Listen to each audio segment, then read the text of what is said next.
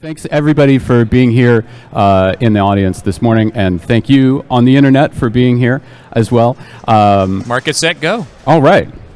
So I've got a lot of stuff to get through, so I apologize. I'm going to breeze through this stuff pretty quickly, but I will promise to leave question time at the end if you all have any questions or anything. But first, a little bit about Territory Studio. Like Paul said, my name is Russ Gauthier. I am the Territory Studio Creative Director for the San Francisco studio. Territory Studio started 13 years ago in London. A few years ago, we opened up a studio in San Francisco, where I'm based.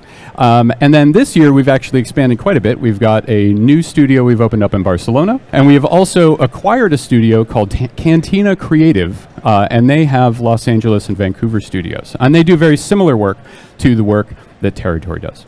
So, what does Territory do? We have sort of three pillars of things that we bring to various projects. We work a lot on movies and games and branding and all kinds of fun stuff. But the three pillars are story, design, and technology. And these are the things that we bring to the table for every project in sort of varying degrees. And we kind of mix them to create fantastic images and design and animation and things for all kinds of stuff, games, film, brand, products, all of that stuff. We're sort of at the center of all of those things. Just a handful of the things that we have worked on in the past. These are just a handful of the movies that we've worked on. You may have seen some of the work we do falls into the category of FUI, which is fantastic user interface, fantasy user interface.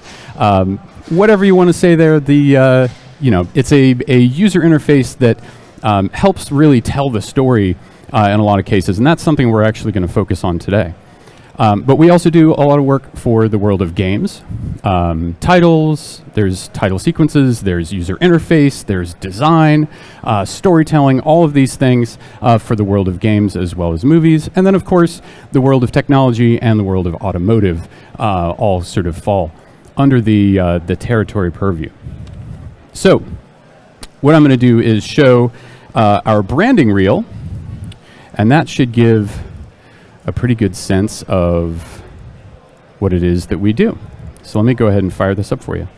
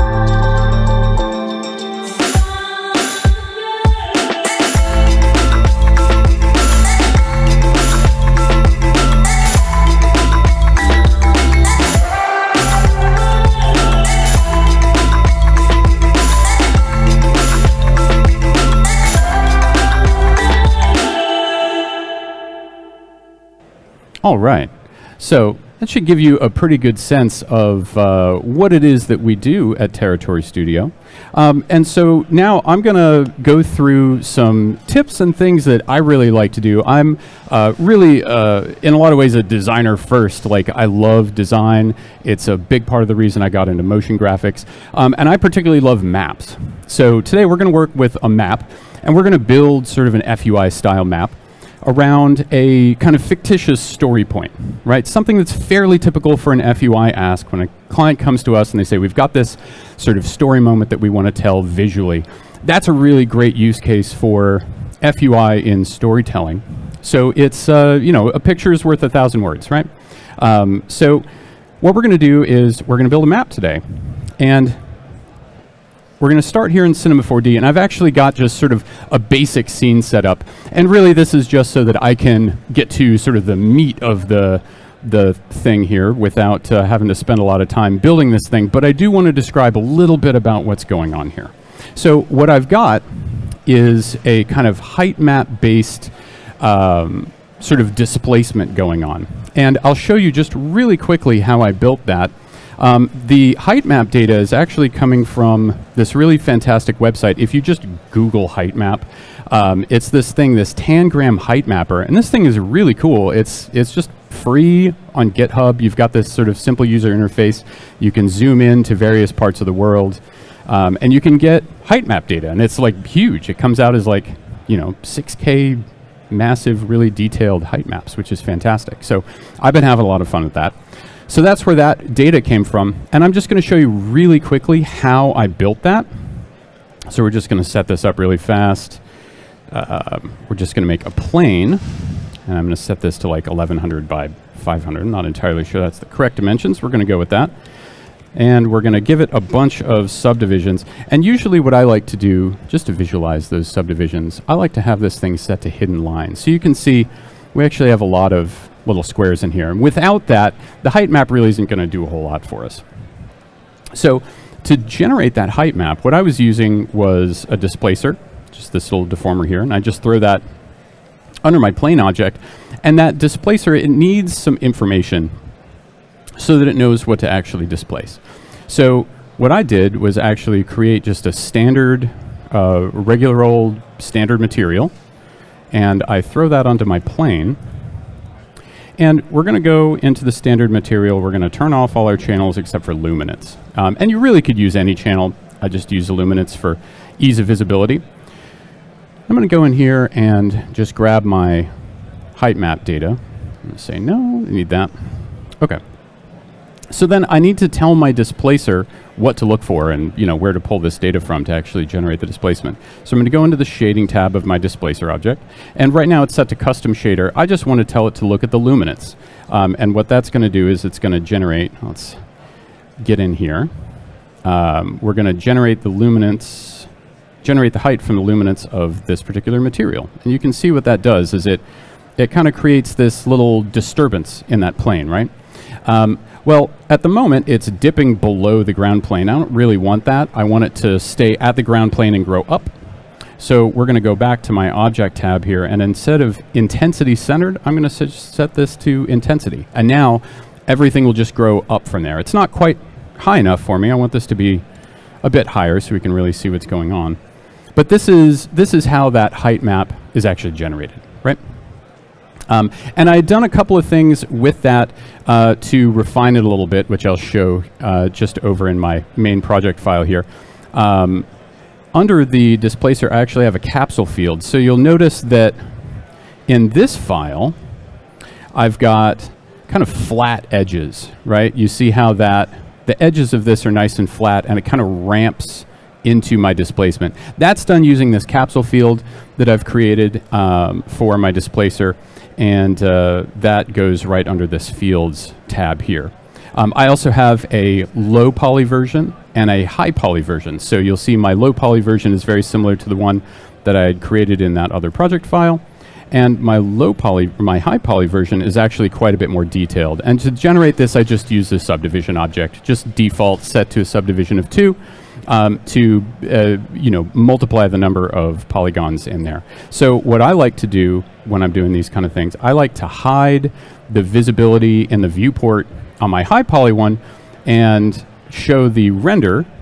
So that's what these two little stoplights here are for. And then I'll show my visibility of my low poly one for the viewport and hide it in the render. And that's what that lower one is there for. So you'll see that I actually have 2 materials on this. One of them is for the displacer. That's my standard material. It's not going to render. You're not going to see it. But it is there to generate that height map data. And then I've got this other material on here. And that's my material that I've created. It's a very simple material just to start with. I started with the lead default material. So I love like the default materials that Redshift actually has. Super handy to use. I ended up reducing the roughness down. I think the roughness for the lead material ends up being like 4.5 or so, like 0.45. I took that down a little bit, so it's a little bit shinier, but not like super shiny.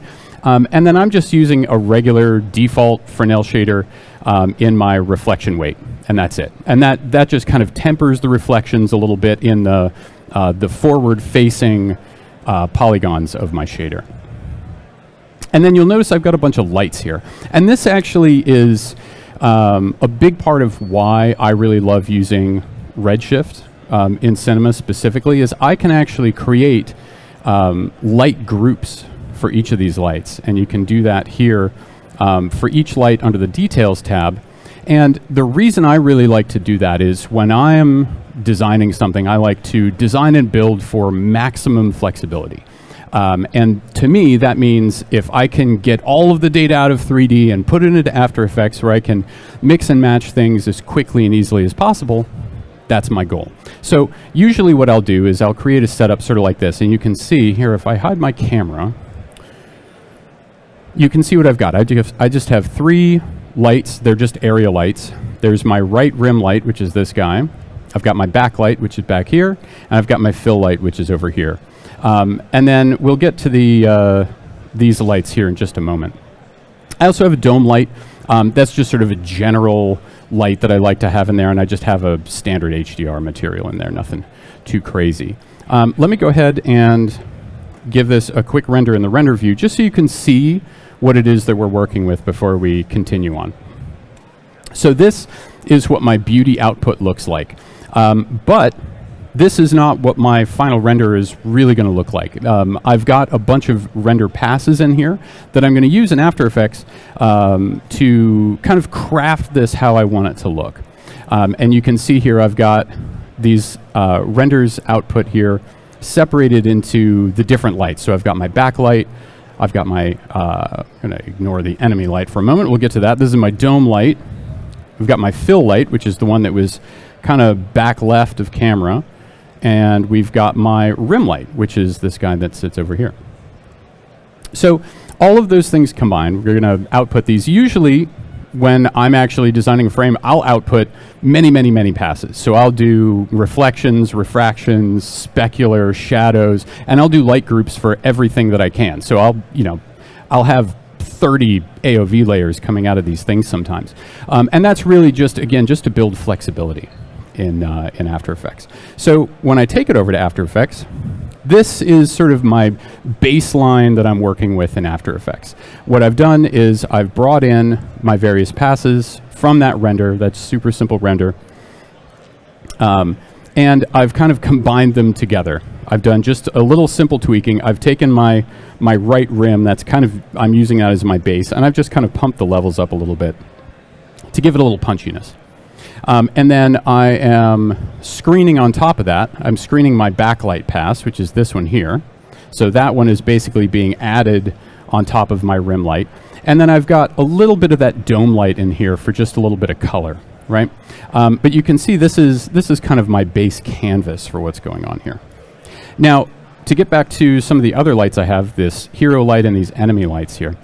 The story beat that I am kind of designing around is, again, something that's sort of a fairly typical use case for like an FUI project, where we're demonstrating the proximity of, say, a friendly character or vehicle or whatever it is, and maybe a group or a swarm of bad guys encroaching on them. And this is a really great use case for FUI because it helps to build tension just in a visual.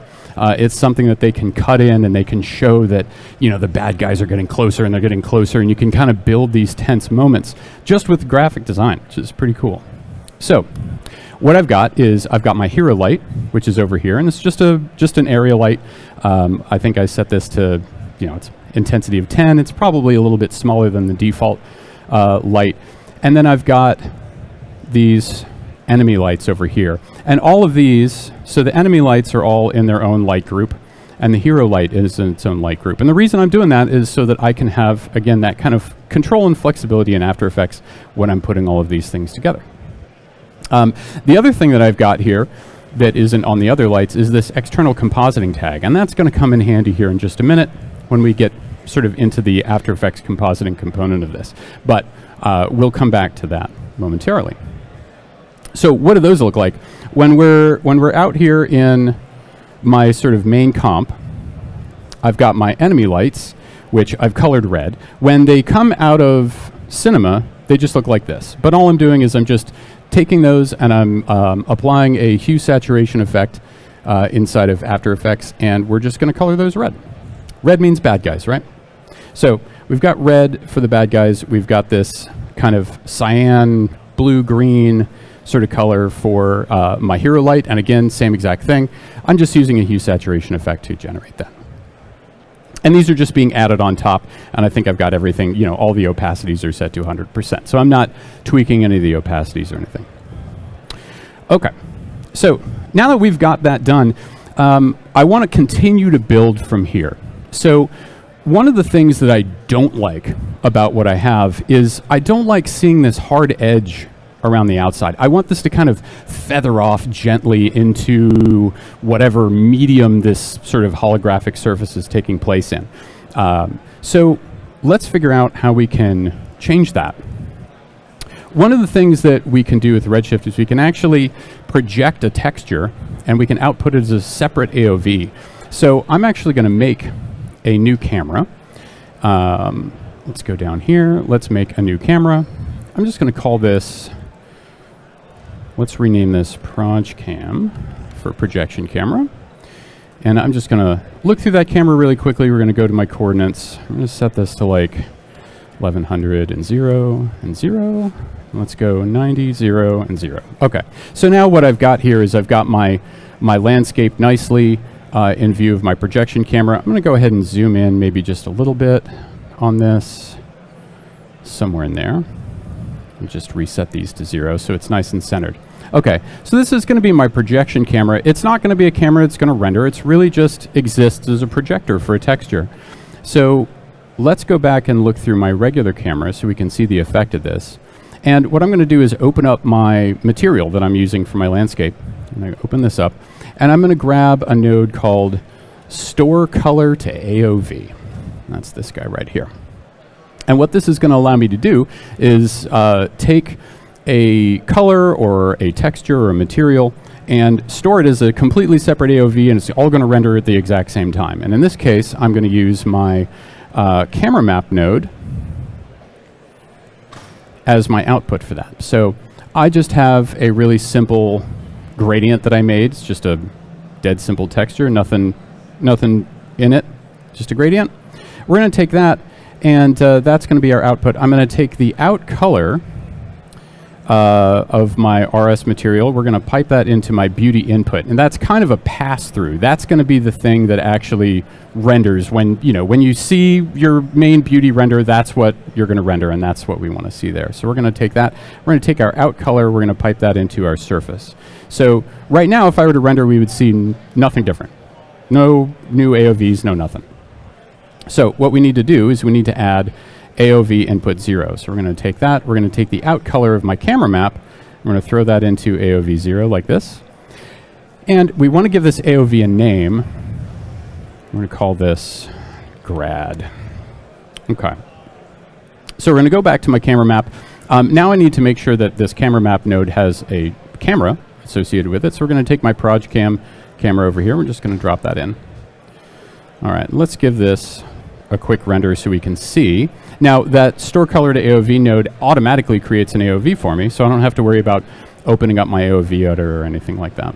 So we can actually look in here. We can see grad. Now, this is a very soft gradient. Personally, I really like to work in 32 bits, so I always render EXRs. I always work in 32-bit in After Effects. Personally, for me, that's just the most flexible. So the fact that this gradient is pretty soft, I'm not too worried about it. I know I'm going to have the flexibility in After Effects to take that as I want. I do see a little bit of an edge here. So what I'm going to do to resolve that is I'm actually just going to take my projection camera. I'm going to remove the protection tag from that. We're just going to scoot that back so we make sure we get edge to edge in here. And we're just going to reset my Y and Z to 0. And I'm going to throw this protection tag back on here. The reason for the protection tag is just to make sure that I don't accidentally move the camera. That's going to screw up all my AOVs later. So let's just make sure that that got fixed. We're just looking at these little corners here to make sure that those are gone. Sure enough, they're gone. Fantastic. Okay, so let's go ahead and give this a quick render. I'm just going to save this up a version. Always versioning up. And before we do that, I'm just going to show you a little bit about my render settings before we go into it. So I use takes and tokens all the time. If you're not familiar with takes and tokens in Cinema 4D, they are a fantastic tool. I cannot recommend them enough. Total game changer for the way that we use Cinema 4D from a few years ago. So that's why you see these little $PRJ, $pass, that kind of thing. So I'm actually going to set this up for takes. So in order to do that, I'm just going to throw in a $take out here into my multi-frame. This I'm going to leave alone. I usually just call my regular image main anyway. And the primary point of that is to just output an alpha channel if I need it. Usually I don't end up using that much. Going into the Redshift settings, I always go with advanced settings. I like to have a little bit of control. I've got automatic sampling turned off for myself. I like to start with like a 16 on my minimum and a 128 on my maximum. For this kind of thing, that seems to be okay. Everything else is totally default except for the AOV passes. So I'll just open up the AOV manager. I've got my beauty, and I make sure to check on use all light groups. So any light group that's defined over here in my lights, that's actually being output. And then I've got my grad, which is that custom AOV that I made. So let's go ahead and give this a save and give it a cook really quick. And then we'll take it over to After Effects. We'll use that gradient to kind of eliminate some of those issues that we were having. So just going to give this a quick render. And then over here in After Effects, while that's cooking, we're going to give this, we're going to use that gradient as a bit of a matte. And we're going to matte this. We're going to use that matte in a bunch of different ways. Let that render for a minute. We're going to use that matte to get rid of this edge. And we're also going to use it for a bunch of different layers. So hopefully by the end of this, we'll have some pretty good complexity built up, but we're going to build it layer by layer. We're going to take just one step at a time, build little tiny pieces, and then put them all together, balance them out, and make sure that everything is going to work really well for us. All right, so while this is cooking, I'm going to go ahead and move into sort of our next step. So thinking about some FUI style layers, I always like to come up with different ways of defining a kind of holographic grid. And in this case, you know, we've all seen the wireframe grid forever. That's, you know, that's been a trope of movies and that kind of thing for a long time. For me, I'm going to use a dot grid. And this kind of highlights one of the first things that I really, really love about working with Redshift. And it's its ability to render particles and things very, very quickly. And so in order to do that, what I'm going to do is I'm going to start with a matrix object. And the matrix object is similar to the cloner object, if you're familiar with that. But the matrix object is, it's going to generate a different type of data. And what we're interested in is we're interested in having this generate all those points on top of our actual grid here. So we're going to set this to an object mode. Okay, it looks like my render is done. That's great. Perfect. We'll come back to that in a minute. Okay, so we're going to generate a bunch of points on my surface here. And we're going to start that by saying we're going to go to object mode, matrix only. We're going to define our object. I'm going to use my landscape low, which is my low poly geometry here. We're going to throw that right in here. You're going to see that's going to populate a bunch of these little boxes. Those are just locators for points. It's not going to actually render boxes. And right now the distribution is set to surface. I don't want that. I want vertices. So we're going to do distribution set to vertices. And here's a whole bunch of those things, right? So what we're going to do here, we need to get these to render. Right now, they aren't going to render. If I turn off, let's turn off the visibility of my landscape altogether and just have the matrix. If I hit the render button on these right now, these aren't, it's not going to show anything. We're just going to have an empty scene. That's not really what we're after. So we have to tell Redshift to recognize these as things that it wants to render. In order to do that, we're going to throw a Redshift object tag on that, which I'm going to find.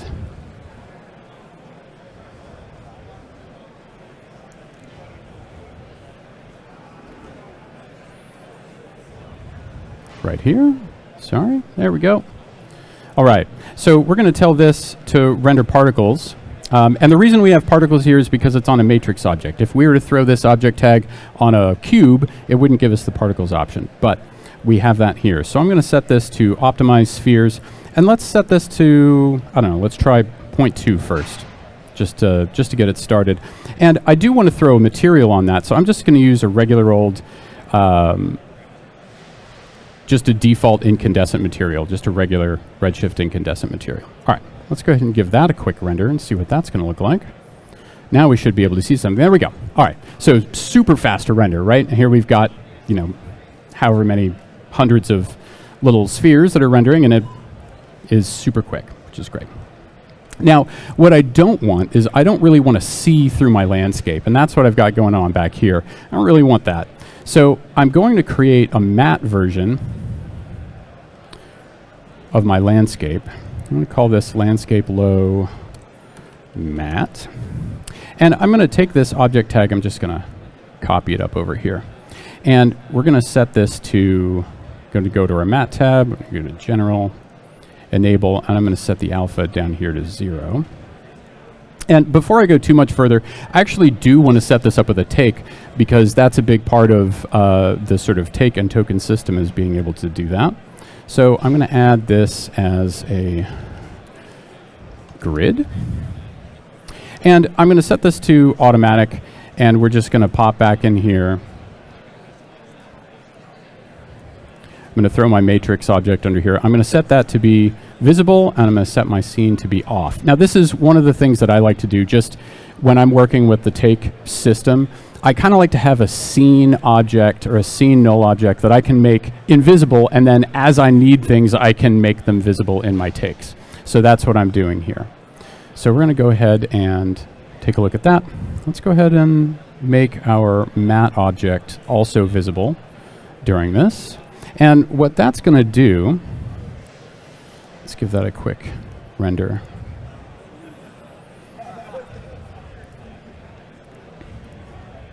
Helps if I actually make that visible. There we go.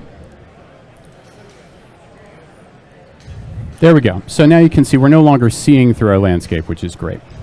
Let's go ahead and make another render setting, because I don't really need AOVs for all these FUI elements. I don't really need that. So let's go ahead and duplicate this. I'm going to call this RS Holo. So that's just for my hologram elements. So that way I don't end up with like a whole bunch of AOVs, because I just don't need them. I don't need those. So let's go back to my takes and make sure that this grid take is actually using RS Holo, and it is. And it's just going to use whatever default camera. So that's perfect. All right, let's go ahead and give that a quick render as well. So we have that as an element. We can bring that into After Effects. Nope, don't do that. I'm going to go ahead and save this. Let's make sure to add $take in my tokens for this, so we're not actually overwriting any data. I'll go ahead and render it. You can see that's going to cook super quick. And then we'll bring all of this stuff back into After Effects and actually start putting them together a little bit. So there we go. There's my render going, nice and clean, beautiful little grid points. So while that is finishing up, I'm going to go back in here, and we're just going to import the things that I have rendered. So we're going to go to my base build 2, and I'm just going to grab all of these things here. I'm just going to drop them into a folder, keep organized, copy, paste. This is base build version 2. Okay, so in here, I have my grad. And I have all of these grid passes as well. So let's go ahead and start with the grad. That was the one thing that we had kind of used earlier, and I wanted to bring that in here first and foremost. So let's drop that in. This is my grad. Right now, it's not going to be super useful as is, right? So it actually, oh, that's the grid grad. Let's make sure we grab the right one, because that one's actually got dots in it. That's not going to do. Let's go ahead and throw on a levels adjustment here. Nope. We're going to throw on a levels adjustment so that we can kind of crunch those levels and get to where we want to be. Now you can see kind of this little graph here is showing us where all the data is. So I'm just going to bring my little arrows in to where those sit nicely around. Now what I want to make sure is that I go to a pure black here, and I'm going to bring up my info panel and just make sure I'm hitting black. And you can see it's actually going negative, which is not quite what I want. So I want to make sure to turn on in my levels, I want to turn on clip to black and clip to white. And the reason it's going negative is because, like I said, I really like to work in 32-bit. And 32-bit allows for overbrights and sort of underbrights, overdarks, whatever you want to call them when it's darker than black. And in this case, I don't want darker than black. I want black, because darker than black is going to mess up what I want to do. So what I'm going to do is just use that grad layer. I'm going to use that as a Luma mat for this layer here. And that's not quite what I want it to look like. So we're going to make a couple adjustments. I'm just going to turn this back on. And I'm going to adjust my levels.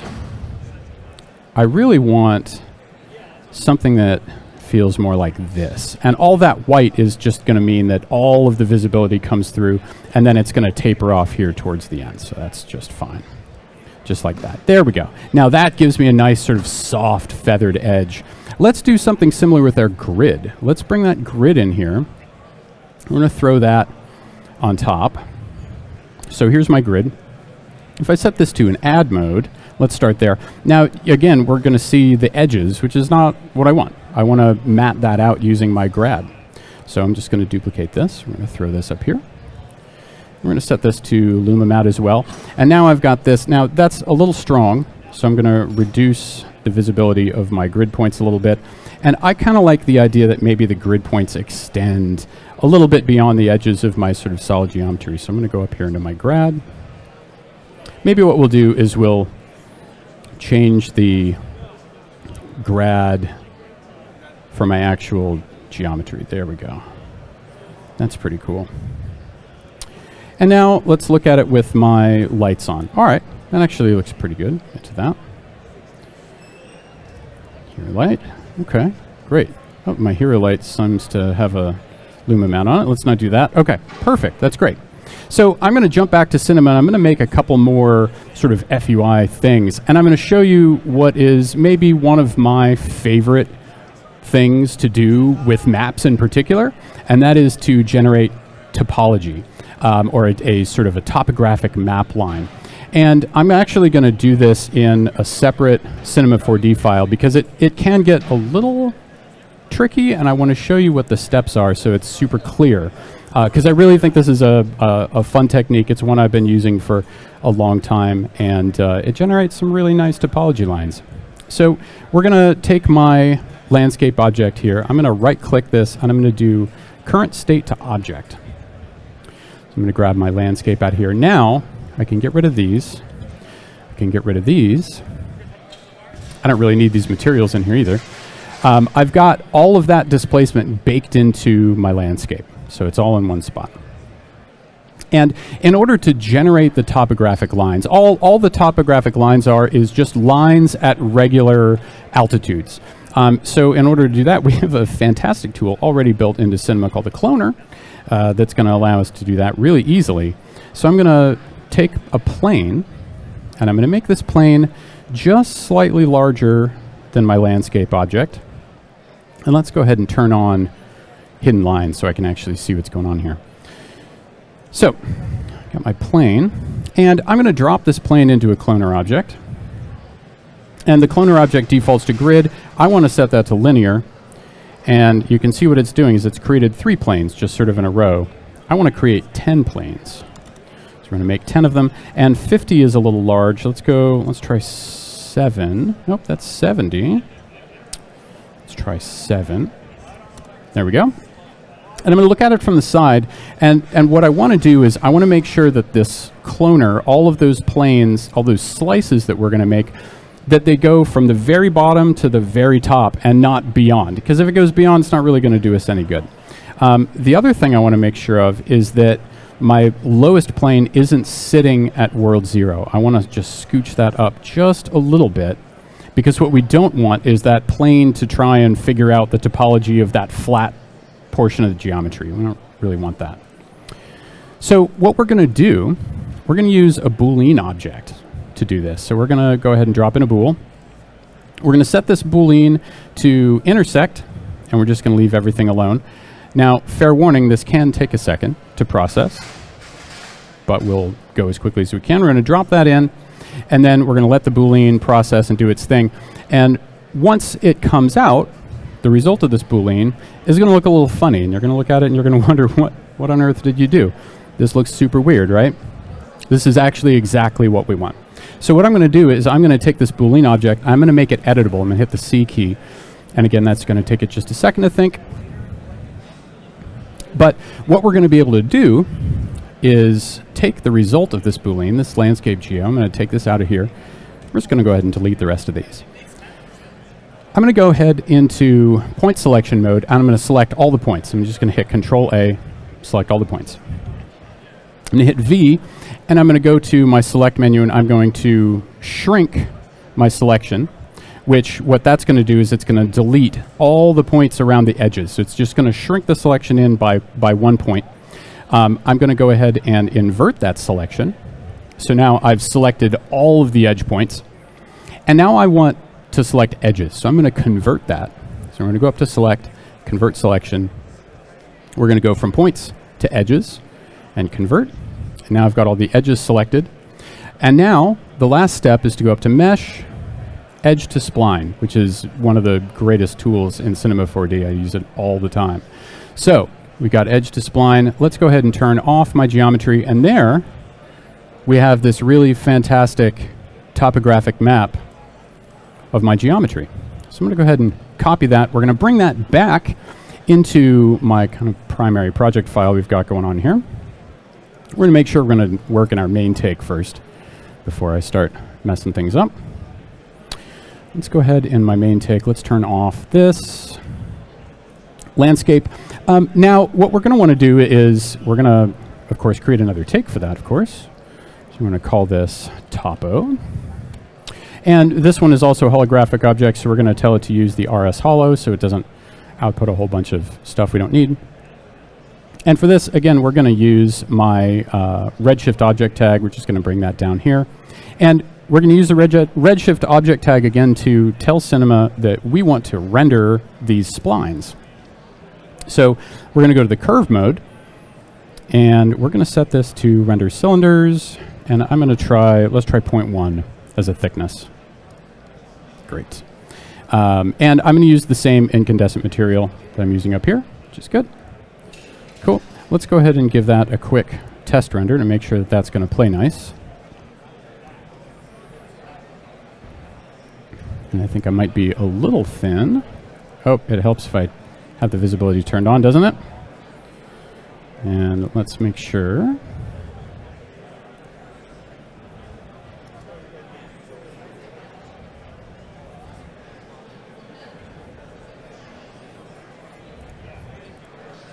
Alrighty.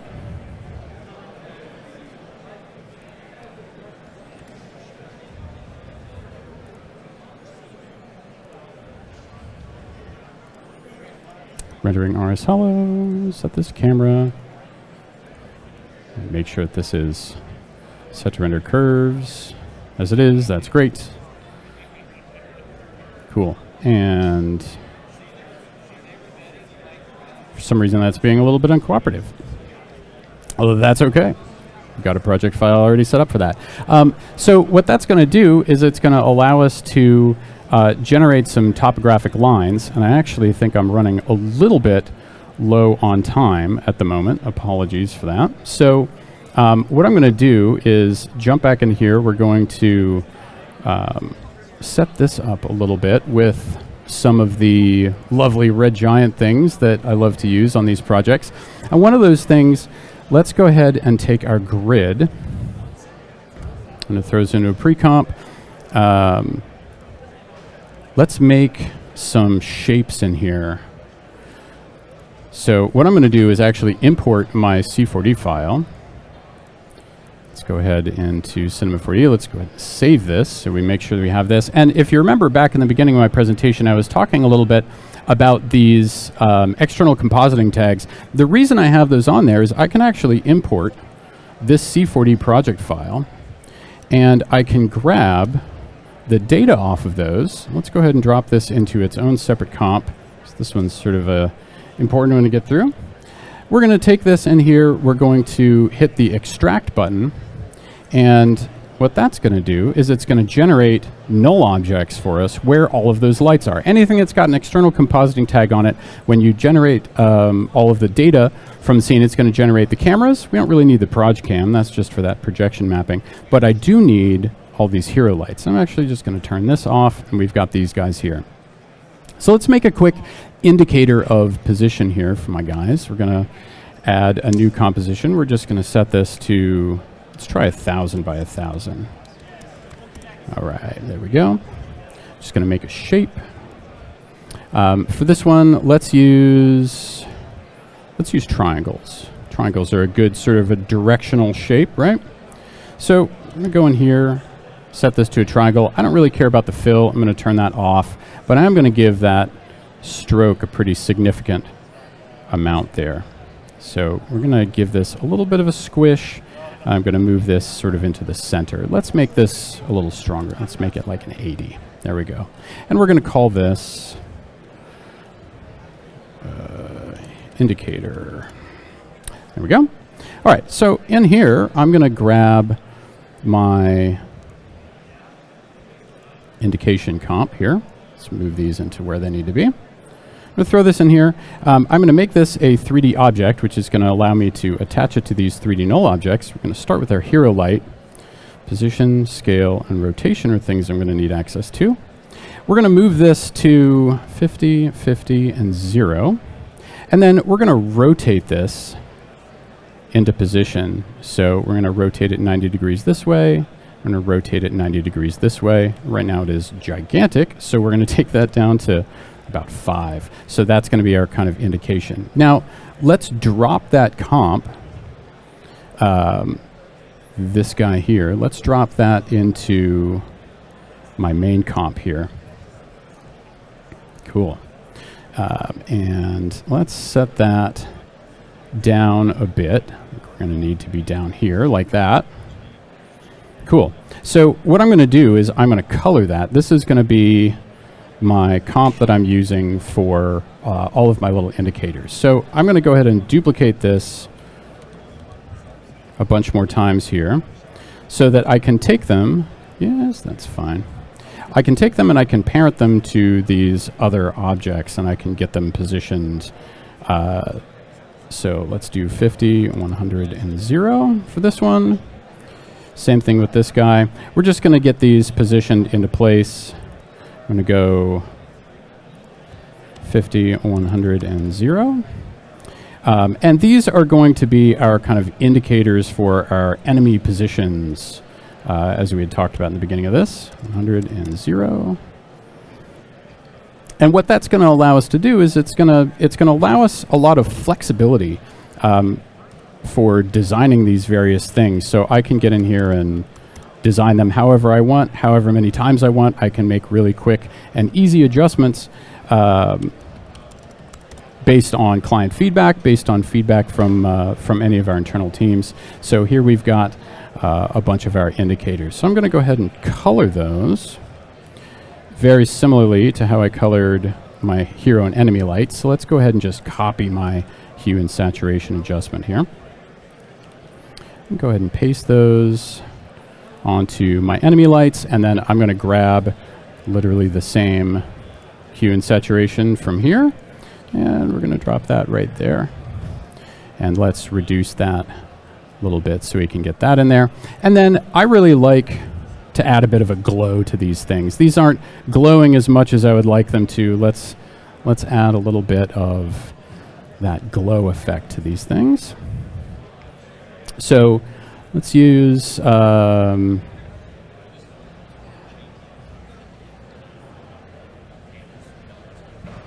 yeah. Let's use maybe this is what I'm looking for here. Optical glow. That's my favorite one. Yeah, there we go. That glow just looks so nice. So let's go ahead and set this to an add mode so we can see everything. Beautiful glow on there. And then over top of this, the usual things that I like to do, I kind of like to lift my blacks just a little bit. So we'll throw a solid in here. Let's throw a black solid just all the way at the back, and I'm going to duplicate that and bring that kind of up top. We're going to throw a fill on there, just maybe like a cyan kind of a fill, and we're going to set that to screen mode, and we're going to make that really, really light. We're going to set that to like 1% or 2%, and all that's going to do is just tint everything just a little bit to help give us that kind of like cinematic look. The next stage of that is to use what I love. I love Mojo. Mojo is one of my personal favorite Red Giant plugins. I use this thing all the time. And I like to set this to video. You get kind of that full range. And I'm going to go ahead and let's maybe tint this just a little bit. I'm going to punch it up a little, bleach it. You have 3 minutes. Oh, perfect. So love it. All right, let's go ahead and do some Q&A. I'm going to go ahead and show you what the final output of this thing looks like. And I am happy to answer any of the questions that you might have about that. This is what my kind of final output looks like. Again, using all of the data out of Cinema 4D and throwing it all together with a little bit of After Effects love. We love it, we love it, Russ. Fantastic. Absolutely. This is great stuff. We do have some comments and questions from the, as Matthias would say, the interwebs. But also, we have some real-life interwebs here. So if you've got a question from the floor, please, I encourage you just shout out or raise your hand and we'll answer that as well. But question from Brian Coleman. And wondering if you could ask Russ at the end why you chose Matrix versus Cloner Object. Oh, yes. So Matrix Object automatically generate that data for you, so you don't actually have to clone anything. You can just use the Matrix Object on its own without actually having to have any objects. You can throw objects in a cloner and render those, and that's just fine. But the Matrix Object is just super lightweight. And when you're rendering with Redshift, it's actually generating the geometry at render time, so it's super, super fast. Excellent. Good answer. Brian also says, by the way, this is a great presentation. There are some super quick tips on on a really slick-looking design. So thanks, Brian. Thank you. Thank you, Brian. And Sharon also has a question about ACES. Hey, Sharon. Sharon regularly attends our webinars. Wonderful. And by the way, if you would like to watch a Maxon webinar, just go to maxon.net/events and see our hosts of webinars every day. Slight plug. Sorry, Paul. But Sharon was asking about ACES and noises in your workflow. Yes, absolutely. So ACES, almost all of the movie projects we're doing these days, we're working with ACES. So we're setting up our ACES color space right out of Cinema 4D in Redshift. So we're working with ACES right from the start. We're not having to do any like weird conversions. Way back, we had to kind of convert it from sRGB to ACES and do all this. We don't really have to do that so much anymore. So we can work in an ACES pipeline from start to finish. And that's honestly, it's sort of become my standard. Like I don't usually work so much in sRGB these days. ACES just looks great. Good stuff. It's very useful. You can do ACES and OCIO in the tools these days. Absolutely. Time for one more quick. This is more of a comment. So Michael Slapsky, the Michael Slapsky from VFX and Chill, pointed out that the beta version of After Effects let you choose the matte layer without having to duplicate your matte layer in After Effects. So you could just like point at it, and so you can just do it one efficiently. Which is good to know. Which is huge. Absolutely. I mean, it does, as he points out, it does mean that you have to use the beta version, but and there are other conversation about that. But It's great that Adobe are doing that and revealing these particular techniques that are then making their way to the actual end, the full release. So that's just an interesting snippet. Absolutely. It's So fantastic. you learn something as well as us. Learn There we something go. new every day. Thank you. Fantastic. Well, thank you, everyone. Thank you, everyone. We've got to wrap up because we've basically waiting. EJ Hasenfraz, who's coming up and doing an amazing demo for us just in a few minutes. But before we do that, thank you so much, Russ. Thank you for sharing Thanks for all having these me. amazing techniques. Thank you.